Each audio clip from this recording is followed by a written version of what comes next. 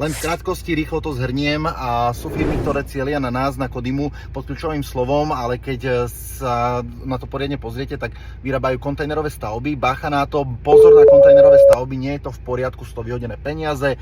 V zime má to tepelné mosty, rostné body, nevykúriteľné, v lete znova je s tým problém, lebo sa to prehrieva a znova je tam ten tepelný most, ktorý robí neustály radiátor v dome. Naše domy nie sú kontajnerové, sú to montované domy z ocele, originálne bývanie, úplne bez tepelných mostov, čo je absolútna rarita v rámci celej Európy.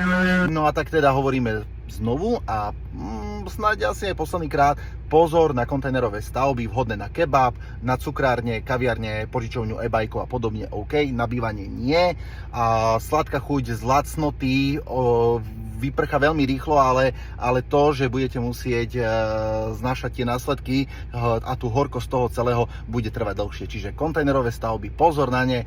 My vyrábame originál montované domy, ktoré sú staticky odolnejšie ako murované stavby, majú výšku v interiéri cez 3 metre a sú to v podstate normálne montované domy z ocele, hej, čiže nie kontajnerové stavby, bacha na nich. Tak držte sa a nezabudnite, Kodima, modulárne domy na bývanie.